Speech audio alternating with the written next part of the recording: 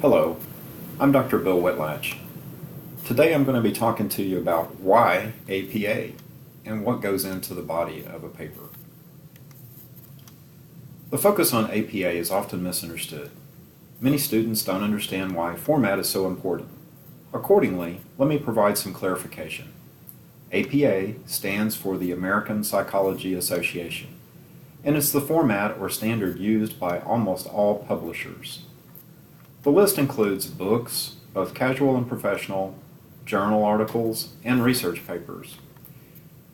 APA also helps you learn to address writing papers in a topical or chronological order, using headings and subheadings to identify the required elements of a paper makes it easier to follow and understand, as well as helps you make a persuasive argument which should be made in scholarly writing. All sciences have standards. Civil engineers use ASME, information technology uses ISO, and many other organizations use ANSI or ANSI to set standards. The standard used for documentary or academic writing is APA. When used correctly, APA will make you a better and a more precise writer. The benefit of having a standard is having a nomenclature, knowing where to look and what to expect, having a common platform, reduced confusion, chronological story or a topical story, it's logically presented, and there's consistency. Now, a question that a lot of people ask is format more important than content? No, of course not. However, it is still very important. One of my first strict APA professors provided this visual story that helped put things into perspective.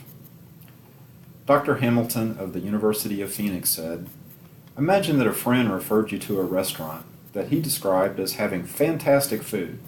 You enter the restaurant and observe roaches crawling all over the table and the floors. Would you be interested in trying the food?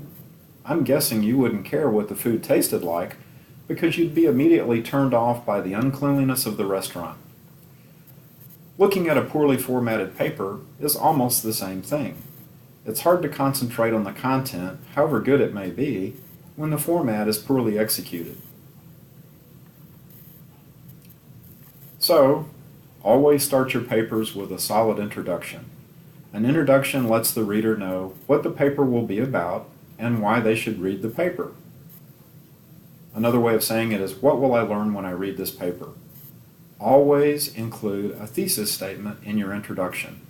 The introduction sets the tone for the entire paper, so take your time and write a solid and informative introduction. After your introduction, prepare an APA outline of the required elements of the paper. If you have 3 topics to address, then create 3 APA headings, one for each required element. By creating the outline, you'll be sure to include all the required elements of your paper. Now, for the headings.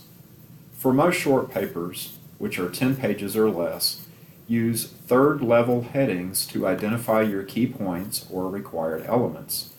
A third-level heading is left justified, in bold font, but not underlined.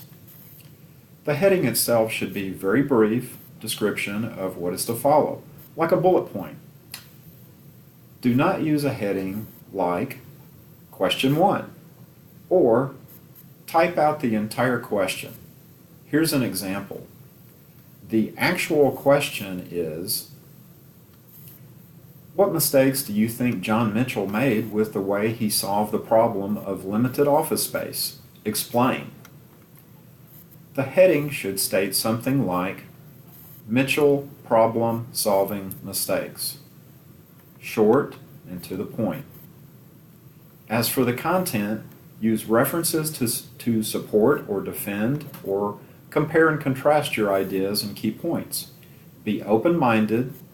Do not be afraid to discuss a differing opinion or perspective.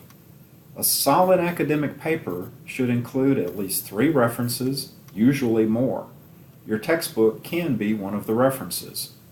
Make sure to discuss the similarities in the theories or ideas as well as the differences. It should not be one or the other, but both. Many students are afraid to take an opposing position. This is one of the most significant mistakes that students make. I think most of the time we learn more when we attempt or try to understand the opposition's viewpoint.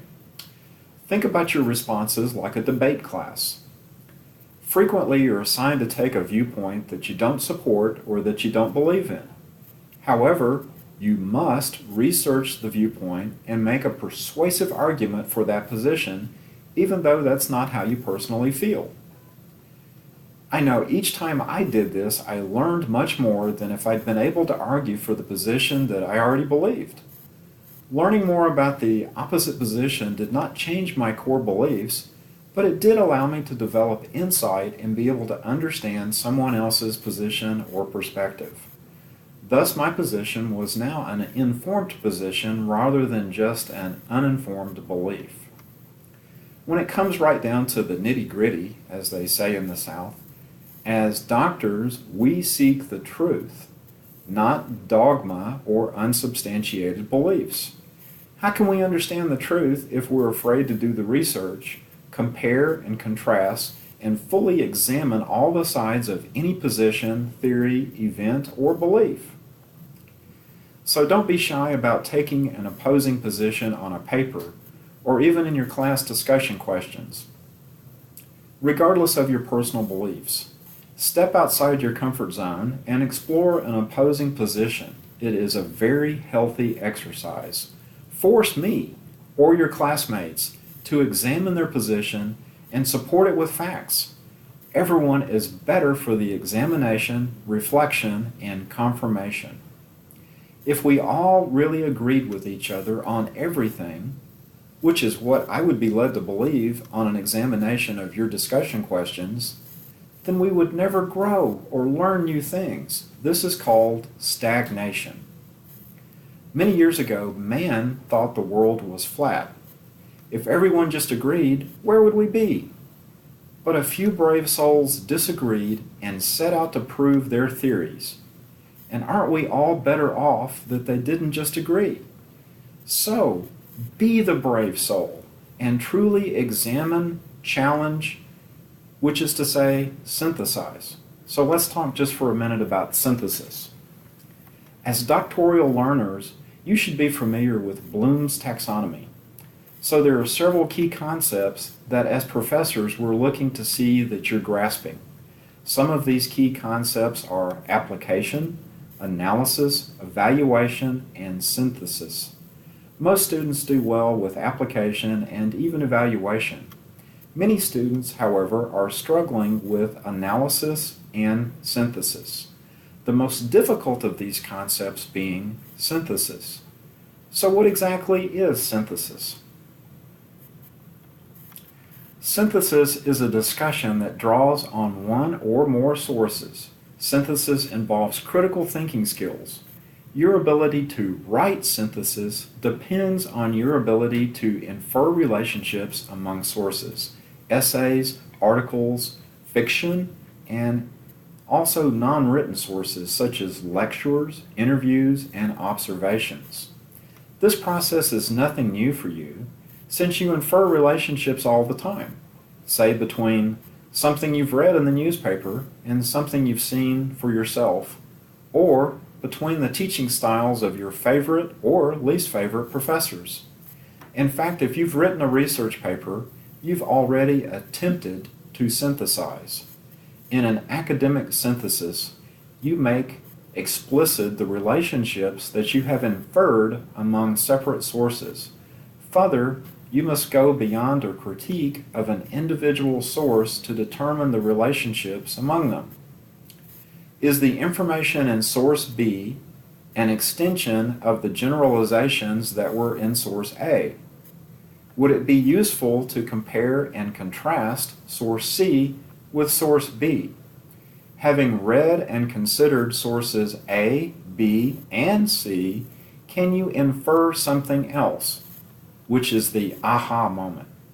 Source D. Your own idea. The idea here is inferring or deducing, reaching a conclusion, connecting the dots. Synthesis is not talking about a personal experience or a personal observation unless specifically directed to do so in the syllabus as a reflection. Because a synthesis is based on two or more sources, you'll need to be selective when choosing information from each.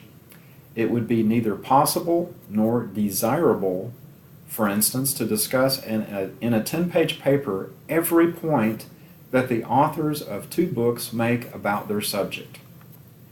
What you as a writer must do is select the ideas and information from each source that best allows you to achieve your purpose. Some of the above concepts come from Dr. Casey Carter, a professor at Michigan State University.